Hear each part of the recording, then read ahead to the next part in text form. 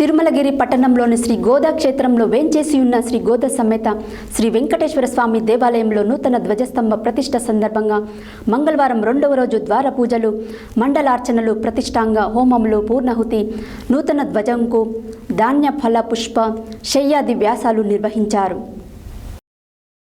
తిరుమలగిరి పట్టణంలోని శ్రీ గోదా క్షేత్రంలో వేంచేసి ఉన్న శ్రీ గోదా సమేత శ్రీ వెంకటేశ్వర స్వామి దేవాలయంలో నూతన ధ్వజస్తంభ ప్రతిష్ఠ సందర్భంగా మంగళవారం 2వ రోజు ద్వార పూజలు, మండలార్చనలు, ప్రతిష్టాపంగ హోమములు, పూర్ణాహుతి, నూతన ధ్వజంకు ధ్యాన ఫల పుష్ప శయ్యాదివాసాలు నిర్వహించారు.